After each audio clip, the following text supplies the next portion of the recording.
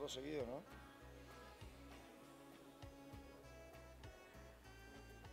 Perdón, pero el panelista que sigue, tuvo que ir al baño.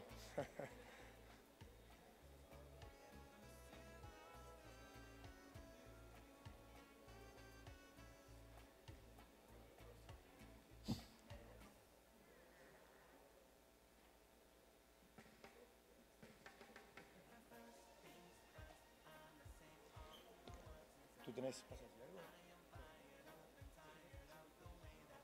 Dale, sí, ya estaba, dale, así arrancamos. Federico, dale. Arrancamos entonces con el panel compra catálogos musicales, ¿por qué tanto interés en el mercado?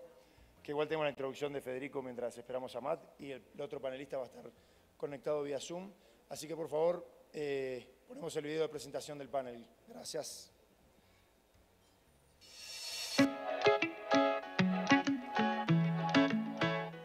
Compra de catálogos musicales. ¿Por qué tanto interés en el mercado? Palisa Kelly, jefe de Asuntos Jurídicos y Comerciales de Harbor View Equity, Estados Unidos. Matt Finkelstein, socio de Aaron Fox Schiff, Estados Unidos. Moderador, Federico Fischer, asociado de Fischer Abogados, Uruguay.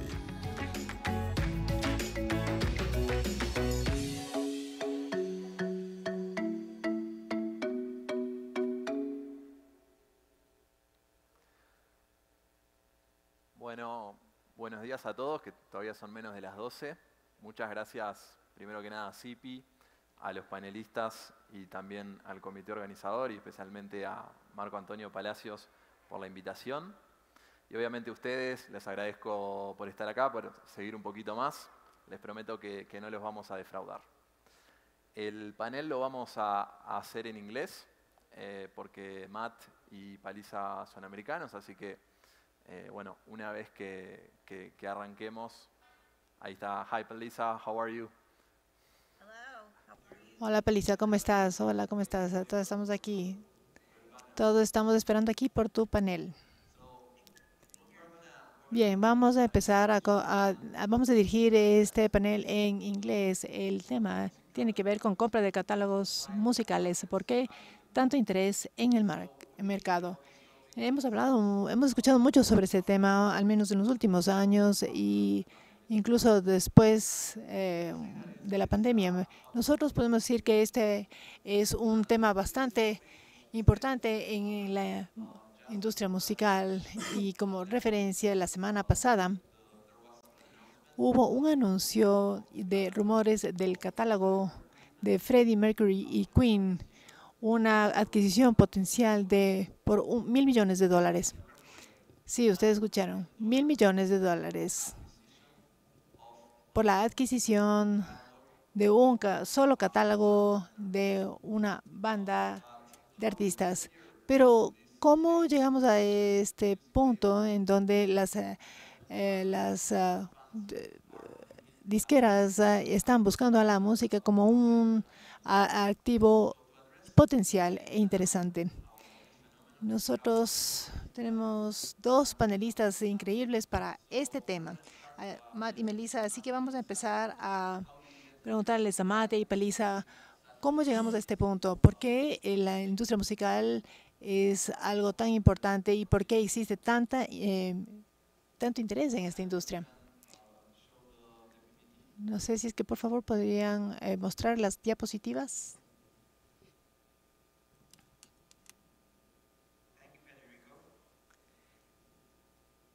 Gracias, Federico, y saludos a todos.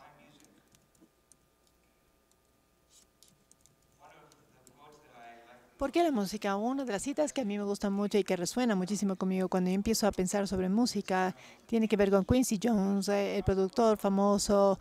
Él ha producido la música más increíble de Michael Jackson. Existen dos cosas que se puede vivir que no se puede vivir sin estas dos cosas, el agua y la música. El jefe ejecutivo de la tercera compañía más grande musical, él le describe como la prosperidad y la intersección de la cultura, y la música y el arte. Esto atrae a las audiencias que tienen interacciones y que trascienden fronteras y unen a las personas. Para aquellos que están en el público y que pudieron hacer una apuesta esta mañana después de celebrar la anoche, si es que ustedes piensan un poco sobre la gran celebración de anoche, la música realmente tenía un rol muy importante en las interacciones sociales que ocurrieron anoche. Para poder hablar de dónde nos encontramos en el mercado musical, es muy importante tener una comprensión de dónde venimos en los últimos 20 a 25 años, porque existe un gran cambio en el negocio de la música. En 1999, la industria musical, cuando las personas compraban CDs, en los Estados Unidos, el negocio musical llegaban a un tope en ventas de 14.6 mil millones de dólares en el 2000 con 13.2 mil millones. Pero si es que hacemos 10 años más tarde, en el 2010, debido al uso de la tecnología y la distribución de archivos, este negocio se encogió por la mitad a 6.6 mil millones de dólares. Y en ese punto, el consumo digital comenzó y empezó a estabilizarse a través de las descargas musicales digitales. En el 2013, los productos físicos se redujeron en un 35% de las ventas de la música, mientras que en el lado digital incrementó en el 40% de todas las ventas totales. En el 2015, en los Estados Unidos, los sellos musicales empezaron a ver una declinación en los ingresos por productos físicos, pero empezaron a ver un incremento en los productos digitales, de las descargas, de los streaming y de los ringtones y ringbacks, que fue algo muy fuerte en esa época. Entonces, las ganancias digitales empezaron a incrementar de 2.000 millones de dólares en el 2004 a 8.000 millones de dólares en el 2014. La parte de la tendencia que nosotros empezamos a ver es que los consumidores empezaron a ver o a tener un enfoque sobre los singles digitales y las descargas. Ya no querían álbumes físicos, así que empezamos a ver un cambio en el comportamiento del consumidor fuera del formato de álbum a los formatos sencillos o singles. Y muy diferente a lo que nosotros vemos en el negocio musical ahora. El 2016 fue un año muy importante porque ese fue el año donde los negocios musicales tenían como resultado del streaming. Las ganancias se volvieron la mayor parte de las ganancias o fuentes de ganancias para el negocio musical. Por primera vez, y a partir de eso empezaron a despegar un crecimiento doble cada año desde entonces. Fue 7.6 mil millones de dólares en el 2016 en los Estados Unidos, a 4 mil millones de dólares, que fue atribuible a las ganancias por streaming. Y se puede ver en esta gráfica, en la parte de atrás, en el tiempo y desde los años 70 hasta la fecha, las diferentes formas de cómo la música ha sido adquirida o consumida. Y lo interesante de esto es, nosotros llegamos a un punto en el 2016 donde la música, en lugar de ser adquirida, las personas iban a los almacenes y ellos compraban los productos físicos.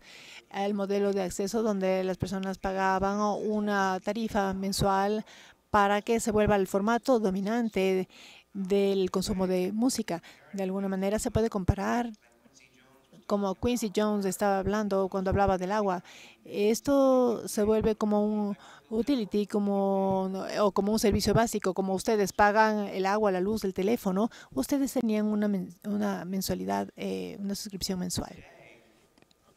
En la actualidad, si es que nosotros miramos a este cuadro detrás mío, vemos que en el 2022 la industria musical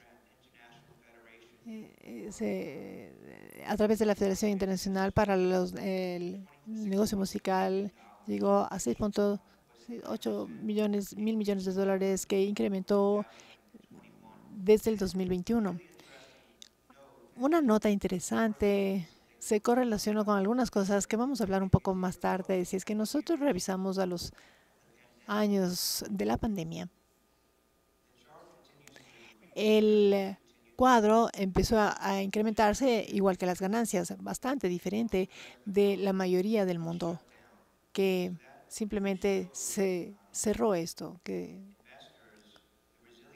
los inversionistas y la resiliencia de la música, especialmente en el streaming, y cómo el consumo de la música no necesariamente se correlaciona con otros factores en el mundo.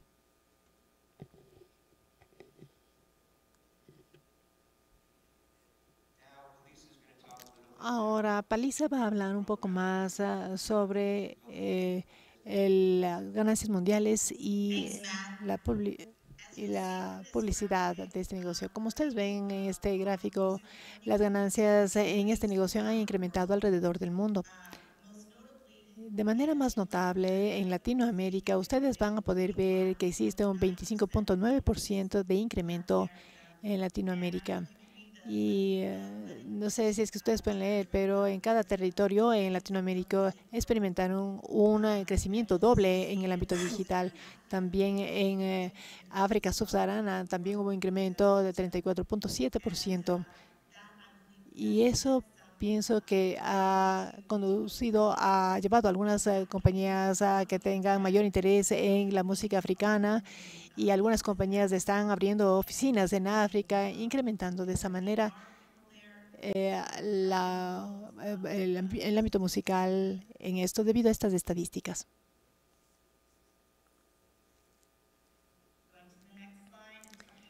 Cuando hablamos de las ganancias por la publicación de música, en el lado de la publicación, las ganancias han incrementado 15.1% por año desde el 2015 a 4.000 millones, desde la Asociación de Publicaciones Musicales, y han contribuido 51% de ese total, 18.5%, todo esto debido a la actividad del streaming. El grupo de Universal y la compañía tenía un 15% de ganancias en su división de publicación a 1.000 millones de euros. En las de ganancias generales es 21.6% a 30 millones de euros desde las suscripciones y streaming del negocio musical. El Sony Music y su publicación reportó por el primer trimestre de 2023 que tiene ganancias de 483 millones de dólares a 22.7% año tras año. Y esto es el año fiscal 2022. Y también Warner Music Group también registró en marzo de 2023 una 12% de incremento a 257 millones de dólares y 30 millones más del año pasado. Así como podemos ver, cada empresa ha tenido un gran impulso en términos de ganancias. En el Reino Unido, la semana pasada, la MTPS para la distribución incrementó en el 232 millones de dólares en el 2022. Ese fue el pico más alto desde el 2007. En los Estados Unidos, de las regalías para el stream en M&M. La Junta determinó que había un 44% de incremento de los compositores, y al final del periodo del 2018-2022 era de 15.1% de incremento. En diciembre de 2022, la Junta de Derechos de Autor también hubo otro nuevo incremento del 2023 al 2027, que va a haber un incremento mayor a lo que se tiene también. El licenciamiento colectivo vio las licencias que estuvieron a disposición en los Estados Unidos desde el 2021 y han distribuido más de $1.000 millones en regalías desde su inicio.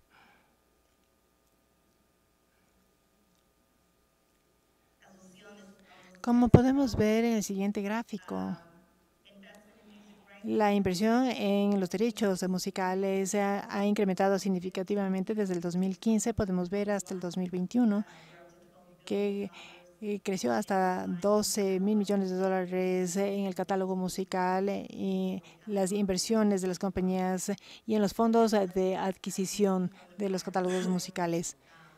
En los años anteriores, como ustedes ven, esto es un resultado del incremento del lado de la publicación y un incremento en el consumo de la música de un consumidor general.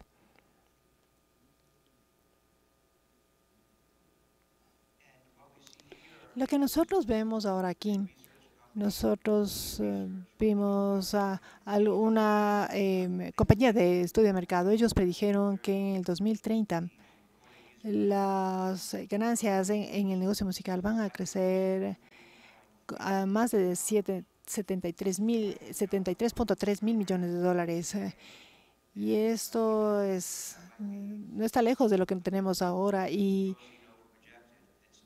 justamente va a existir muchísimo más crecimiento del que nosotros vemos aquí. Esto nos ayuda a pintar un poco ese cuadro de los catálogos musicales y cómo se van a volver una clase de activo principal para las inversiones dentro de los catálogos musicales.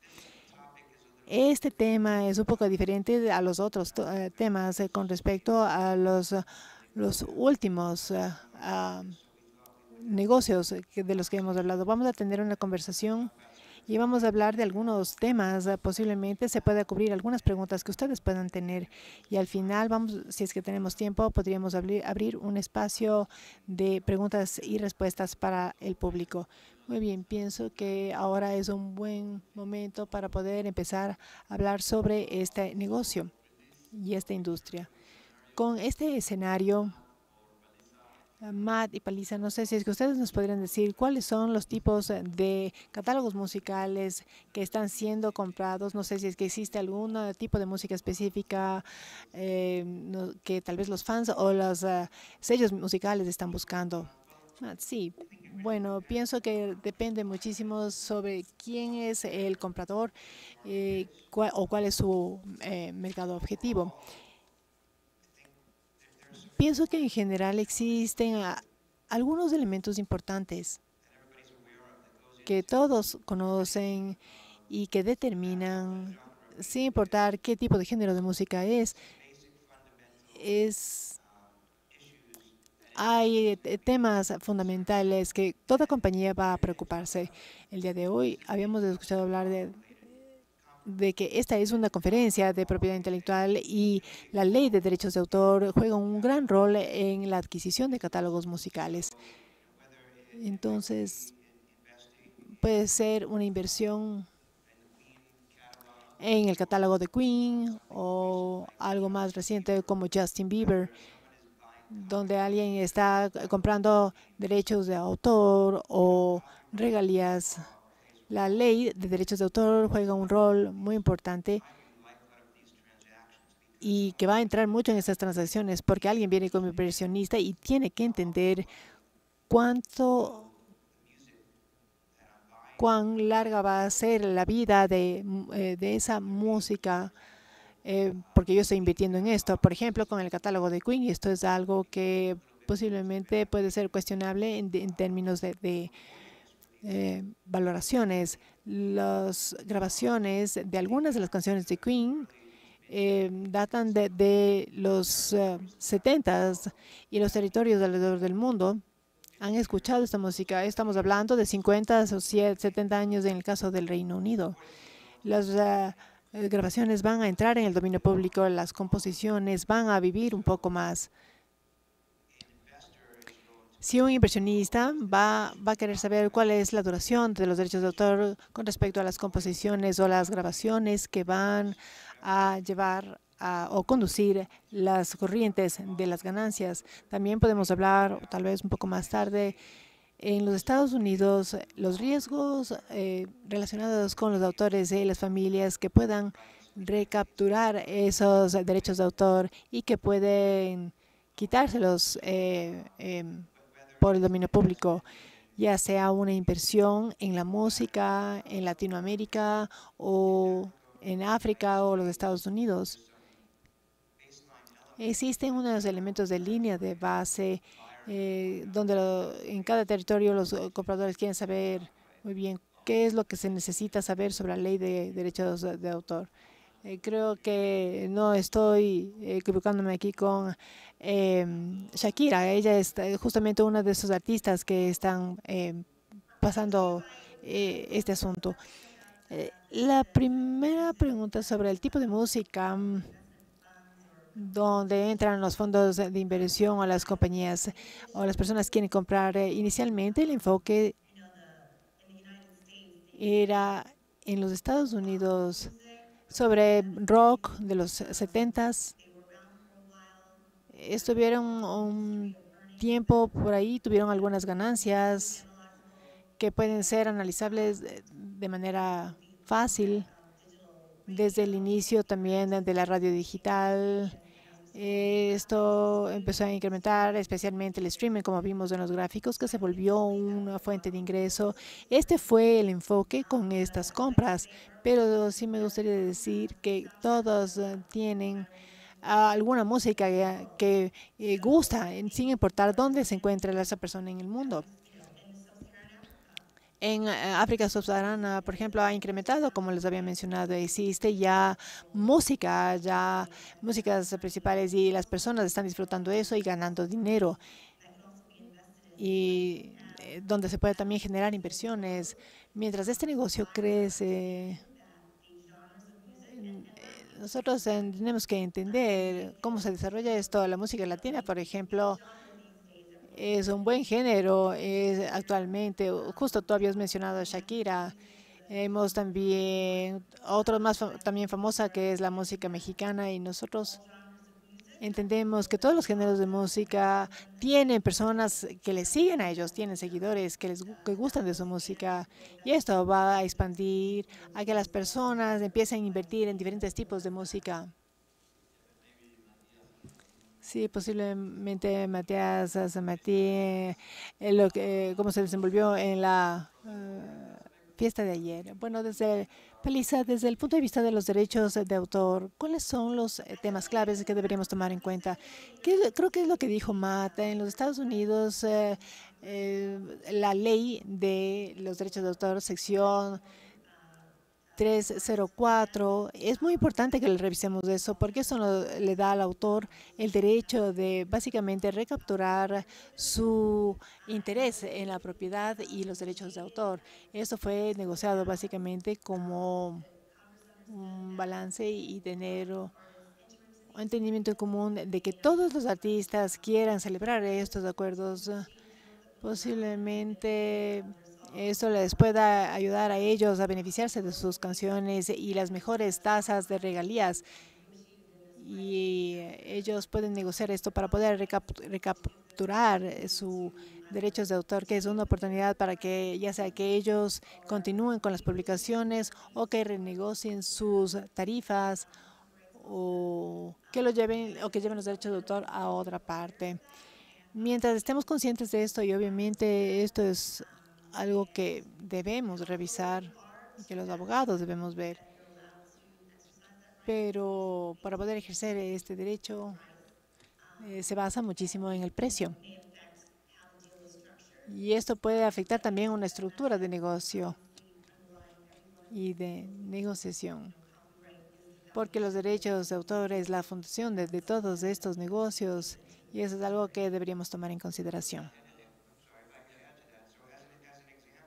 Como ejemplo, si es que un comprador nos contrata a nosotros para hacer un trabajo de debida diligencia como parte de la transacción, ellos no van a querer solamente cuánto va a durar los derechos de autor, pero como Paliza mencionaba, en qué punto en el tiempo los derechos de autor pueden estar en riesgo de revertirse, porque puede ser que yo esté comprando las ganancias con una gran banda musical, pero existe una corriente de ganancias y hay un sello musical que es dueño de esas grabaciones.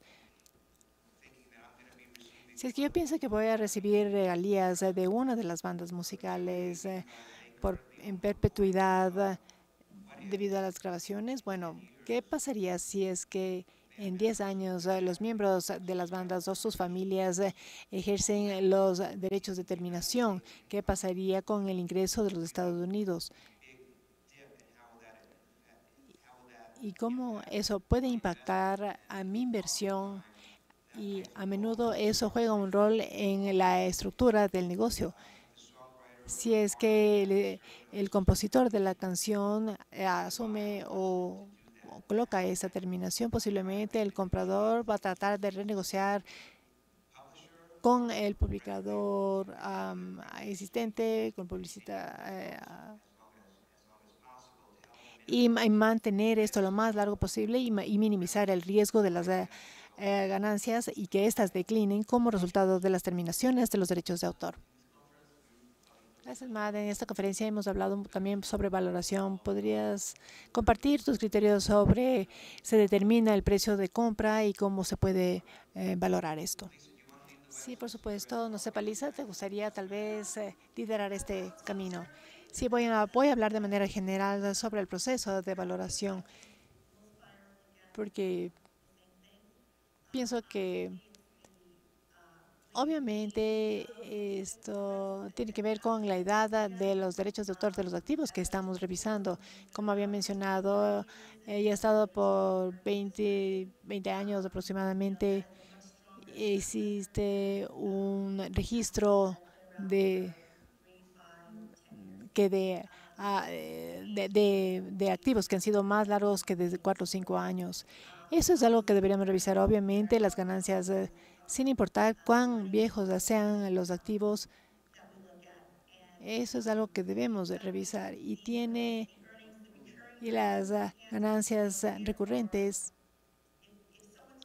Si es que alguien está haciendo bastante dinero y se basa, digamos que, por ejemplo, en ingresos por sincronización, es algo que se utiliza, por ejemplo, en una película o en un show de televisión y que es recurrente cada año y no como un evento de un año. Si nosotros vemos estas ganancias, tenemos que normalizar o estandarizar esas ganancias con respecto al streaming y que puede crear un escenario de ganancias promedio para poder basar el precio de compra. Otro factor que también habíamos discutido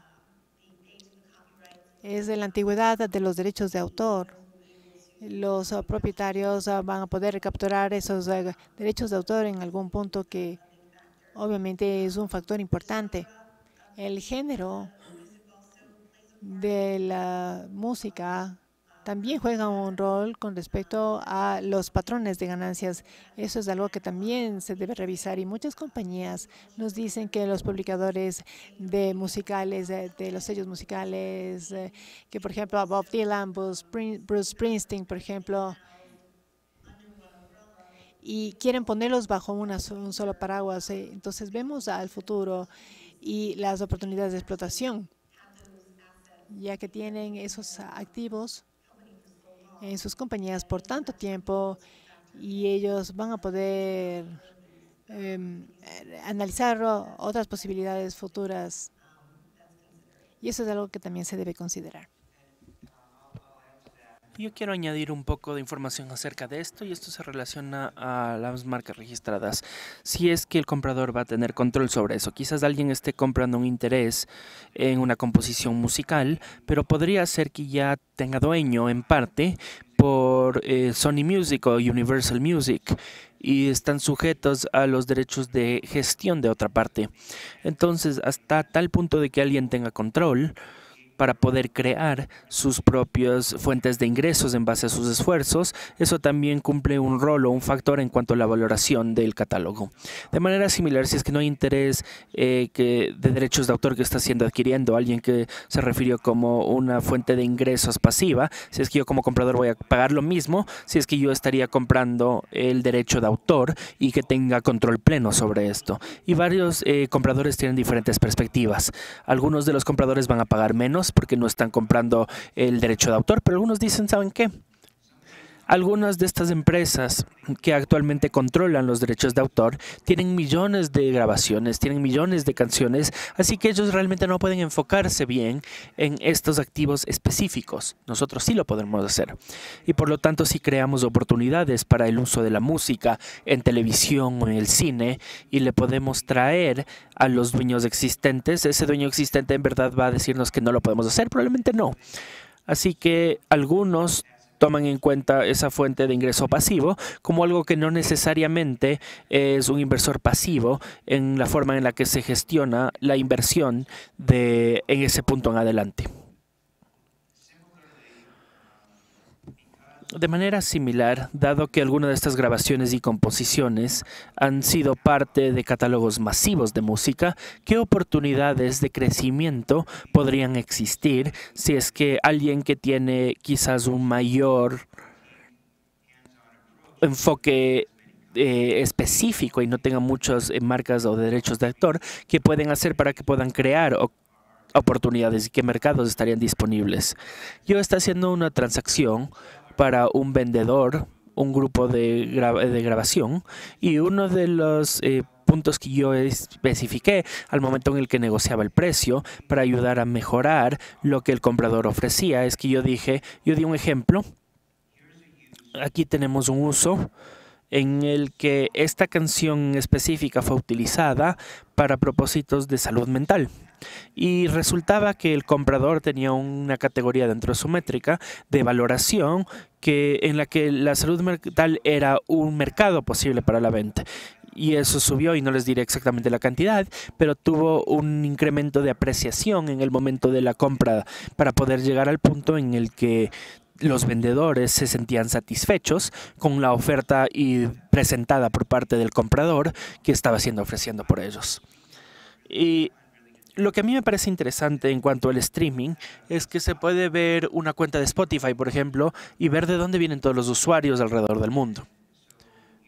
Entonces, por lo tanto, podrían tener a un artista basado en los Estados Unidos o un grupo de disqueras en los Estados Unidos y ven que hay una oportunidad latente fuera de los Estados Unidos para poder vender la música, dado que el uso del internet, el uso del streaming, como ustedes han podido ver, creo que hay una correlación directa entre lo que estaba hablando Paliza anteriormente.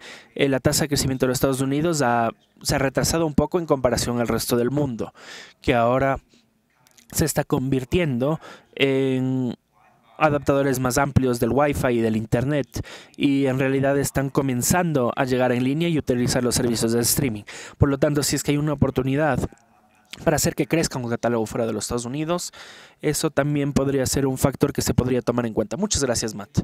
Entonces, ahora llegando al trato en sí, ¿cómo creen o cuál creen que son los obstáculos principales que ustedes enfrentan al momento de hacer esas negociaciones? ¿Nos pueden contar un poquito acerca de la estructuración de la oferta en sí?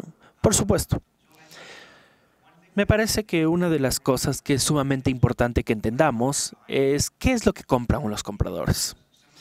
Dado que en algunos de los tratos o negocios, por ejemplo, de David Bowie, de Bruce Springsteen, ¿cuáles son las fuentes de ingresos que se están comprando? Porque esto está vinculado a los posibles obstáculos que pueden tener en un trato. Por ejemplo, en el caso de David Bowie, él vendió su catálogo de publicación de música por cerca de $400 millones.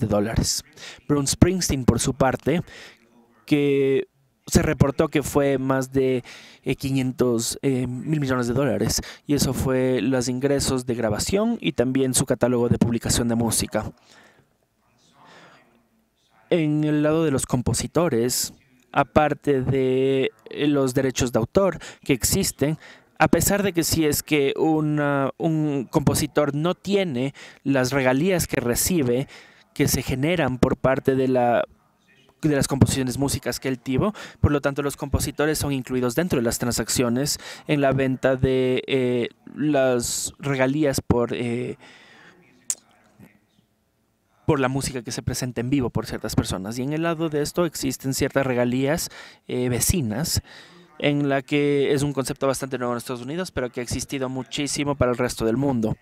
Y básicamente eso es una fuente creciente de ingresos para los artistas que se pagan directamente a la gente a los artistas en sí, y que se ha convertido básicamente en el grupo o en la cantidad de ingresos que se recibe o que se adquiere. Así que si es que ustedes se pondrían a pensar acerca de una empresa de inversionistas que quizás esté comprando una fuente de ingresos que se generan por un artista de grabación, cuyas grabaciones están siendo controladas por una empresa existente, como por ejemplo Sony Music o Universal,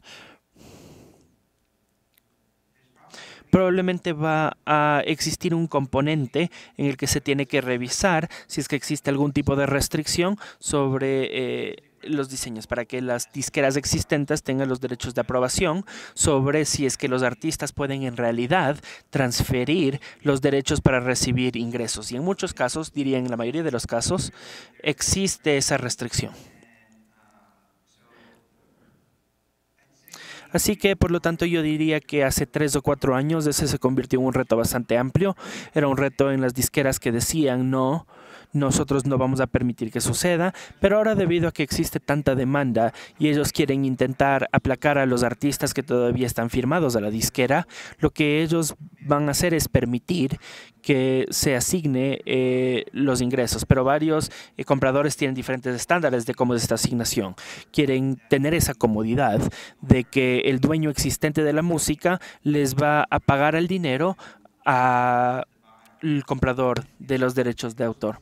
Y en muchos casos, o en la mayoría de las instancias, realmente esto se convierte en un reto grande, porque lo que el dueño existente dice es, reconocemos que hubo una transacción de venta, vamos a pagar dinero al comprador. Pero nosotros no estamos haciendo negocios directamente con el comprador. El comprador no tendrá derechos contractuales, por lo tanto, si es que pagamos regalías al comprador, realmente son regalías que son pagadas directamente a ti como el artista que hizo la grabación. Y si existe cualquier tipo de disputa, no va a tener ningún derecho el comprador para poder hacer una auditoría sobre la disquera o sobre la empresa publicadora.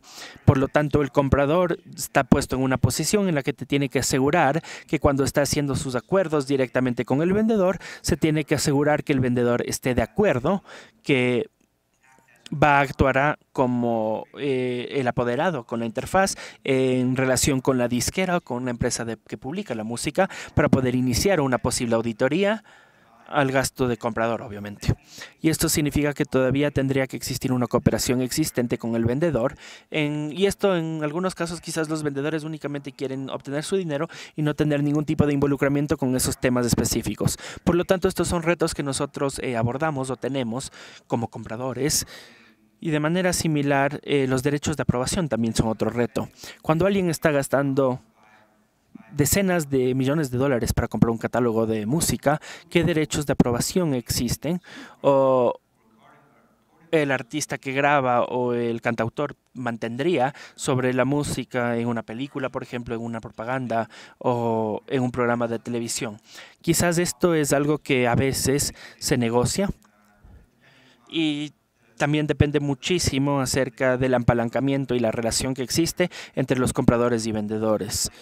El vendedor quizás tal vez mantenga algún tipo de derecho, muchos o pocos, pero también existe una preocupación en estos casos en que estos activos sean sujetos a acuerdos preexistentes con el publicador de música o el artista y los derechos de aprobación que tienen los mismos. Y hay que determinar cómo va a funcionar esto si es que la disquera o la publicadora de música no reconoce al comprador como una parte contractual. Ahí el vendedor o el representante del vendedor va a tener que continuar a estar involucrado dentro de esa relación. Y yo recibí un mensaje de texto el día de ayer de un cliente mío que vendió su catálogo musical y ellos dijeron, yo quiero parar recibiendo estas notificaciones acerca de uso potencial para la aprobación de las grabaciones que tengo. Y lo que sucedió en el caso de este cliente es, si bien la disquera existente tenía que asignar las regalías, ellos dijeron, nosotros no vamos a hablar con nuestra competencia que acaba de comprar este catálogo para buscar aprobaciones. Así que realmente esto se convierte en un reto de hacer la integración del catálogo y cómo funcionar postventa, y esto cumple un rol en cómo ustedes tienen que establecer el trato antes de tiempo. Por lo tanto, parece que es súper complejo y cada transacción es su propio ecosistema con sus propias particularidades. Así que, Palisa, quería preguntarte acerca de cuáles son los diferentes tipos de fuentes de ingresos que se están vendiendo en estos. Matt ya mencionó algo que quizás no sea ordinario, que sea, por ejemplo, la música para salud mental, pero quisiera saber cuál es tu experiencia o perspectiva en cuanto a este tema.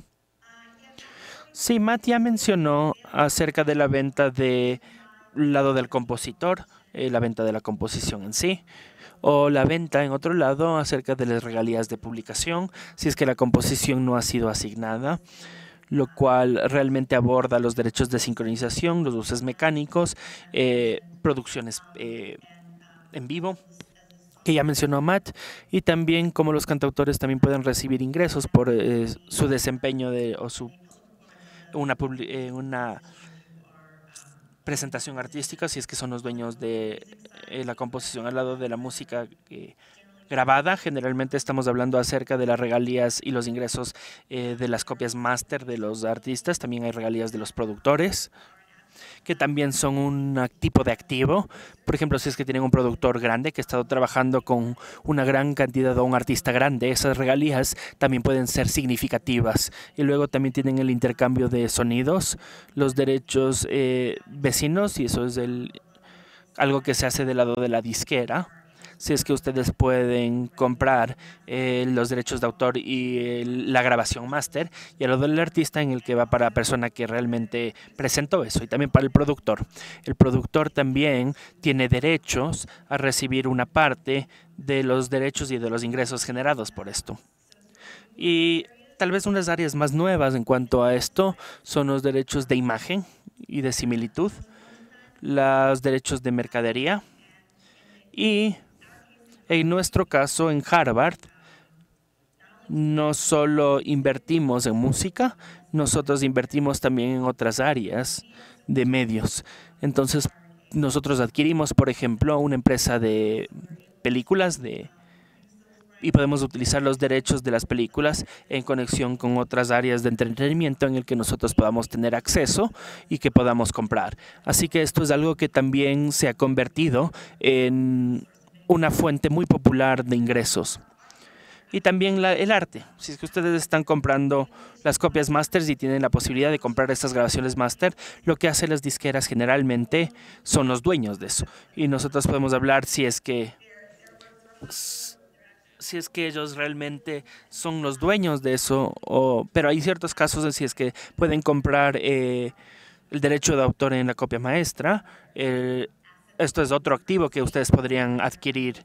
Por ejemplo, las líneas, el arte que se presentó en el disco, para que cuando ustedes lo compren como comprador, ustedes pueden distribuirlos por su parte y tienen el derecho a utilizar ese arte también como parte de su trabajo. Y yo también sé los derechos de imagen.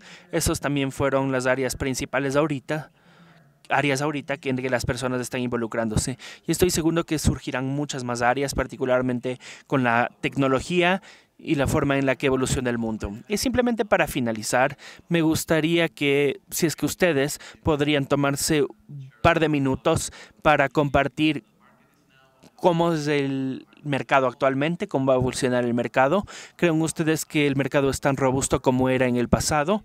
¿Creen que el cambio de interés o el cambio en las tasas de interés tuvo algún efecto sobre el mercado?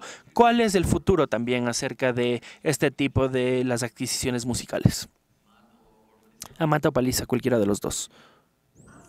Yo voy a comenzar desde la perspectiva del comprador. Me parece que la pregunta en la mente de todos, cuando las tasas eran bajas, era cuánto iba a durar esto y qué sucede cuando las tasas suban. Pero personalmente lo que yo he podido observar es que el mercado todavía es robusto, todavía existen artistas que están interesados en vender sus activos y obviamente existen los compradores. Creo que los compradores que estuvieron ahí no a largo plazo ya se han alejado del mercado a medida que han subido las tasas de interés, pero los compradores que realmente tienen un compromiso a este tipo de activo todavía están presentes en el mercado. Y también obviamente ha existido un ajuste en el precio de compras, pero todavía existen artistas que están dispuestos a ingresar a un mercado para vender cuáles son sus motivos y ellos todavía quieren ser parte del mercado. Y también me parece que ha sido una gran oportunidad, como discutimos de otros géneros de música, para que otras personas podrían ver los diferentes géneros musicales para determinar qué está disponible en el mercado y para determinar cuáles son esos diamantes escondidos en cuanto a los diferentes géneros musicales en los que pueden invertir. Algunos de los artistas más grandes, por ejemplo, los artistas de 100 millones o 200 millones, quizás todavía no sean participantes. Ellos no tienen un incentivo muy grande para que puedan comprar. No hay nada que los esté forzando, a que vendan, perdón. Nadie les está forzando que vendan su catálogo. He visto un par de esos casos en los que simplemente han visto cuáles son las tasas de interés, cómo funcionan. Pero el mercado todavía es bastante fuerte y está disponible. Muchas gracias, Paliza. Matt, ¿tú estás de acuerdo? ¿Tienes alguna visión diferente? Yo estoy de acuerdo con Paliza.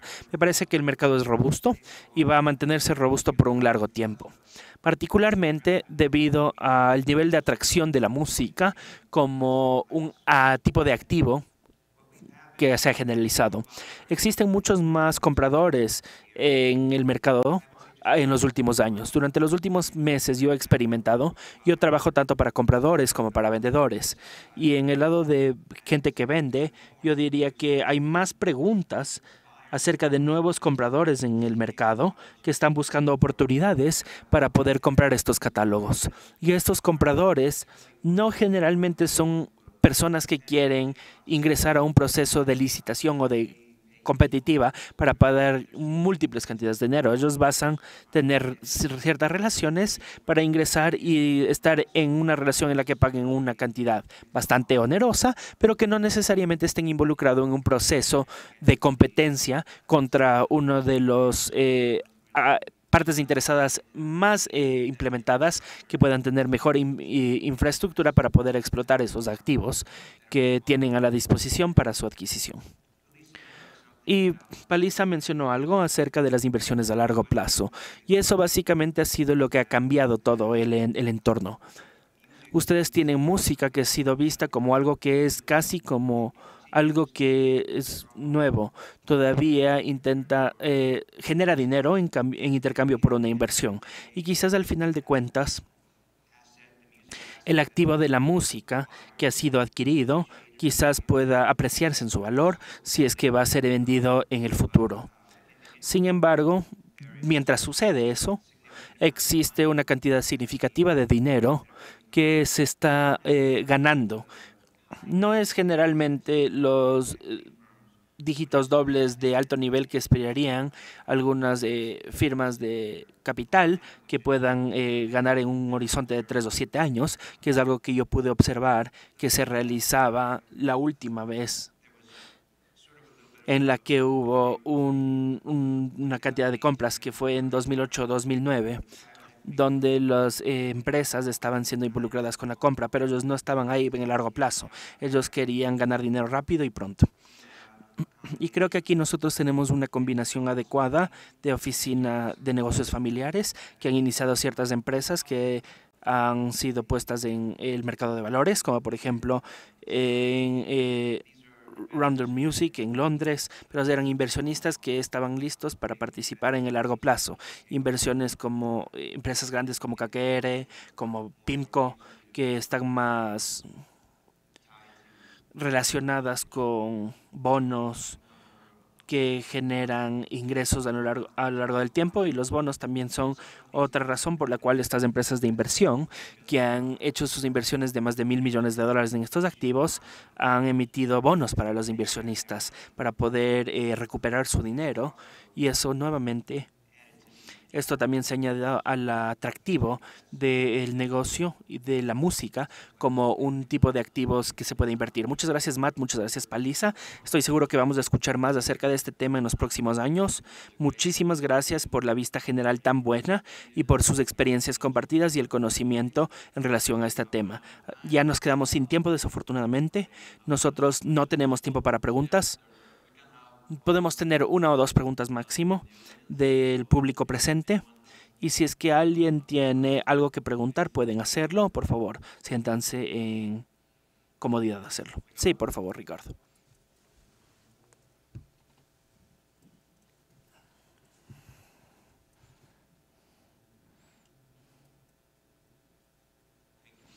Muchas gracias a todos. Fue una presentación muy completa en un área que es fascinante y muy actual. Les quería hacer una pregunta acerca de los derechos de terminación. Estoy seguro, yo sé que Matt y yo hemos hablado ya bastante sobre este tema y la forma en la que las escenas de transformación en la industria con los derechos de streaming y el valor increment que ha subido, ahora se está utilizando más esta figura o esta notificación de terminación. Sé que en Latinoamérica ustedes tienen Torie Sud o demás derechos, pero dado que en los Estados Unidos ustedes no tienen al Torie Sud en sí, entonces ¿cómo los derechos de terminación nos pueden explicar cómo funcionan y cómo están impactando a esta industria y a estos negocios? Es una muy buena pregunta la que haces. Y una de las cosas que hay que tomar en cuenta que los derechos de terminación no son solo para los ciudadanos de los Estados Unidos. Generalmente aplican a los autores de cualquier nacionalidad que pueden ejercer sus derechos bajo la ley de derechos de autor. Y como mencionó Polisa, existen 2 secciones dentro de la ley de derechos de autor, y dependiendo de cuándo un autor puede transferir sus derechos a un publicador o a una disquera, existe otro régimen de tiempo para cuando esos derechos pueden ser ejecutados. Para transferencias antes de 1978, son 56 años de la fecha en la que se obtuvo estos derechos de autor. Entonces, lo que estamos hablando es composiciones y grabaciones de los años de los 60s o los 70s, que ahorita están bastante en riesgo si es que eres un dueño para que puedan ser terminados. Y luego para las transferencias que fueron realizadas luego de 1978, generalmente son 35 años desde la fecha en la que la obra fue publicada por primera vez bajo la otorgación de la protección. Entonces estamos hablando a mediados de los 80s, a finales de los 90s, en los que los artistas y cantautores pueden recibir de vuelta sus obras. Y yo he visto de primera mano, trabajando para los artistas para recapturar sus derechos y luego poder permitir a los creadores una posibilidad de tener una segunda opción, porque eso les ha permitido renegociar sus tratos con las disqueras, si es que no quieren pelear acerca si es que es algo que fueron o incrementar sus tasas de regalía, y de la misma manera en el lado de las publicaciones musicales. Y a final de cuentas, determinar si es que quieren estar en el negocio de gestionar sus propios derechos o simplemente quieren capitalizar y vender los derechos en un mercado tan robusto como el existente. Muchas gracias, Matt. No sé si es que alguien más tiene alguna pregunta.